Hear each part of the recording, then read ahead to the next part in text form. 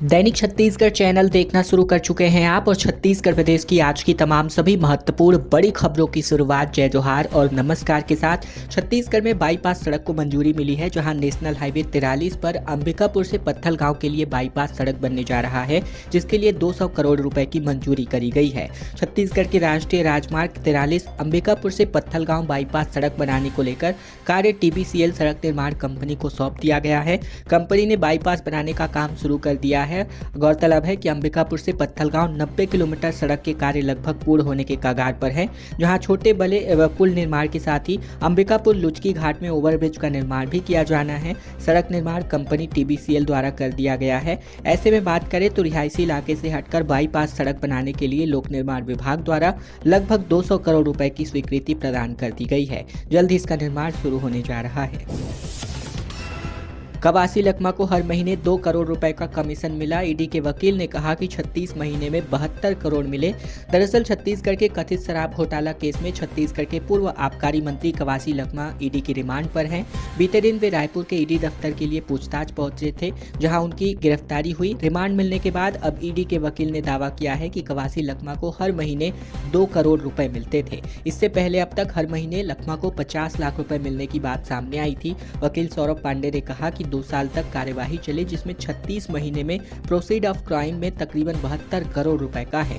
ये राशि सुकमा के बेटे हरीश कवासी के घर पर निर्माण में और साथ ही बात करें कांग्रेस भवन सुकमा के निर्माण में लगाई गई है, ये ईडी के वकील ने कहा। इसके अलावा वकील ने यह भी कहा कि सौरभ पांडे जो वकील है, इनके मुताबिक गिरफ्तार किए गए अरुणपति त्रिपाठी और अरविंद सिंह से पूछताछ में बताया गया कि मंत्री के पास हर महीने कमीशन पहुंचाया जाया करता था। कांकेर के चारामा स्थित हनुमान मंदिर में चोरी की घटना का वारदात CCTV फुटेज सामने आ रहा है। कांकेर जिले के चारामा क्षेत्र के जिपरा गांव स्थित हनुमान मंदिर में बुधवार रात चोरी हो गई है, जहां एक अज्ञात व्यक्ति ने मंदिर की दान पेटी से पैसे चुरा लिए। इस घटना का CCTV फुटेज भी सामने आया है और वहीं अगली सुबह जब स्थानीय ग्रामीण पूजा के लिए मंदिर पहुंचे, तब इस बात की जानकारी लगी। दान पेटी क्षतिग्रस्त अवस्था में पाई गई है, जिसके बाद हलबा पुलिस चौकी में इसकी शिकायत दर्ज कराई गई है। CCTV फुटेज में एक युवक चोरी करते हुए स्पष्ट रूप से देखा जा सकता है। हालांकि अभी तक संदिग्ध की पहचान नहीं हो पाई है। पुलिस ने फुटेज के आधार पर जांच शुरू कर दी है और आरोपी की गिरफ्तारी के लिए विशेष टीम का गठन भी कर दिया गया है। छत्तीसगढ़ में 10 से 12 नक्सलियों के एनकाउंटर की खबर मिल रही है, जहां पुजारी कांकेर के जंगल को 1500 जवानों ने घेर रखा है।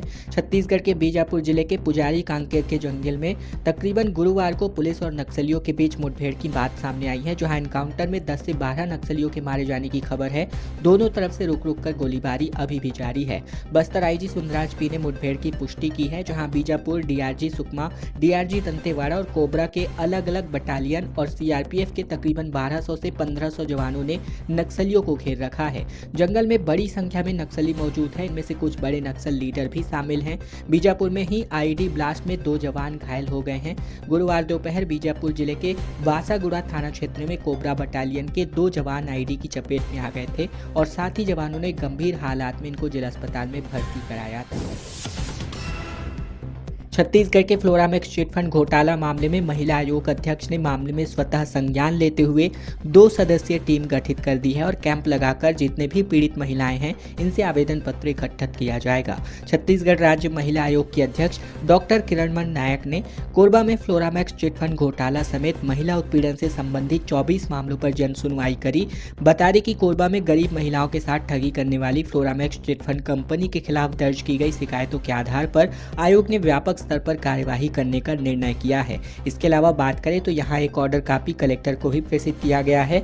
आयोग ने यह भी निर्देश किया है कि पीड़ित महिलाओं की शिकायतें लेने के लिए 2 सदस्यीय टीम, जिनमें सरला कोसरिया और लक्ष्मी वर्मा शामिल हैं, कोरबा मुख्यालय में कैंप लगाने वाली हैं। इसके अलावा कार्य में प्रशासनिक सहयोग देने का आश्वासन भी दिया गया है। छत्तीसगढ़ में OBC आरक्षण के खिलाफ अब हाई कोर्ट में जनहित याचिका लगाई जा चुकी है। पंचायती राज संशोधन विधेयक को चुनौती दी गई है। छत्तीसगढ़ में OBC आरक्षण का मुद्दा अब हाई कोर्ट पहुंच गया है। ऐसे में नगरीय निकाय चुनाव नजदीक हैं। सूरजपुर के जिला पंचायत उपाध्यक्ष ने हाई कोर्ट में एक याचिका दायर कर राज्य सरकार के पंचायती राज अधिनियम में संशोधन को चुनौती दी है, जिसमें कहा गया है कि सरकार ने अध्यादेश लाकर गंभीर चूक करी है, जो औचित्यहीन और शून्य हो चुका है। हालांकि अभी जनहित याचिका पर सुनवाई तय नहीं हो पाई है। है, जल्द ही इसकी सुनवाई हो सकती है। इसके अलावा सरकार ने पिछले साल 3 दिसंबर को छत्तीसगढ़ पंचायती राज अध्यादेश 2024 लाया था, जहां याचिका में कहा गया कि भारत के संविधान के अनुच्छेद में दिए गए प्रावधान के अंतर्गत कोई भी अध्यादेश अधिकतम 6 माह की अवधि तक ही क्रियाशील होता है, या फिर आगामी सभा के आगामी सत्र में अनिवार्य रूप से प्रस्ताव पारित कर इस अधिनियम को रूप दिलाना होता है, लेकिन इसमें राज्य शासन ने गंभीर चूक करी है। छत्तीसगढ़ बोर्ड के जेईई और प्रैक्टिकल के एग्जाम की तारीख पहले से तय है, लेकिन फिर भी इनके बीच प्री बोर्ड की परीक्षाएं आयोजित कराई जा रही हैं, जिसकी वजह से स्टूडेंट्स के बीच संशय का माहौल बनता नजर आ रहा है। छत्तीसगढ़ बोर्ड के संबंध स्कूलों में 20 जनवरी को प्री बोर्ड की परीक्षाएं शुरू होने वाली हैं। पहली बार प्रदेश के सरकारी स्कूलों में शेड्यूल के मुताबिक इस परीक्षा का आयोजन होगा, लेकिन इसकी समय सारणी को लेकर स्कूल प्रबंधन के साथ ही छात्र भी परेशान नजर आ रहे हैं। जिस समय ज्वाइंट एंट्रेंस एग्जाम होना है, यानी जेईई मेन आयोजित किया जाएगा, उसी बीच प्री बोर्ड की परीक्षा आयोजित हो रही है। इसी तरह 31 जनवरी तक 10वीं और 12वीं का प्रैक्टिकल एग्जाम भी होगा, जहां 10 जनवरी से ये शुरू होने जा रहे हैं, जिसको लेकर के शुरू हो चुके हैं, जिसको लेकर जानकारों का कहना है कि प्री बोर्ड के शेड्यूल को देखकर ये कहा जा सकता है कि इसमें जारी करने में इसको हड़बड़ी करी गई है और ये ध्यान नहीं रखा गया है कि इस दौरान प्री बोर्ड का आयोजन किया जाना है। उस समय कौन सी परीक्षा महत्वपूर्ण है, प्री बोर्ड की तारीखें आगे बढ़ानी चाहिए या नहीं, ताकि सभी छात्र इसमें शामिल हो सके, ये तमाम कंफ्यूजन की स्थिति नजर आ रही है।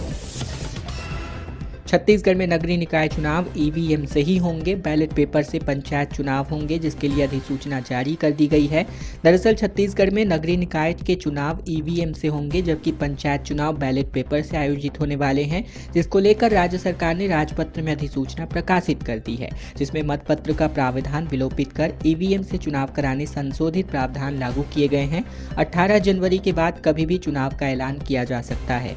प्रदेश में पिछला नगरीय निकाय चुनाव साल 2019 में बैलेट पेपर से हुआ था, जबकि उसके पहले 2014 में ईवीएम से ही चुनाव कराए गए थे।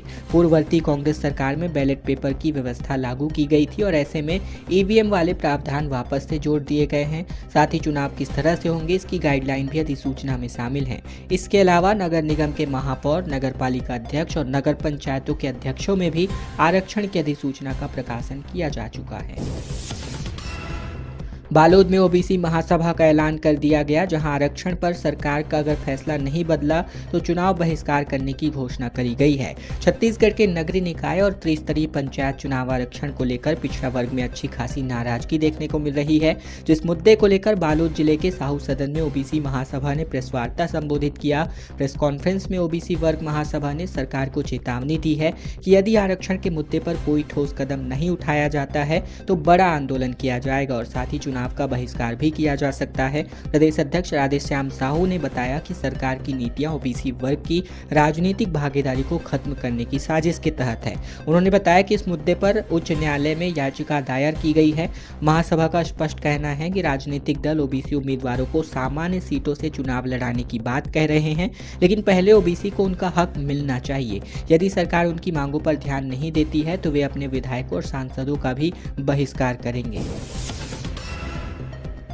एक बार फिर से मौसम में बदलाव देखने को मिल सकता है, जहां शुष्क हवा चलने की वजह से रात का पारा आज गिरेगा, लेकिन इसके बाद 5 डिग्री सेल्सियस के साथ बलरामपुर सबसे ठंडा स्थान रहा। लेकिन इसके बाद की अगर स्थितियों की बात करें तो एक बार फिर से मौसम में बदलाव देखने को मिलेंगे।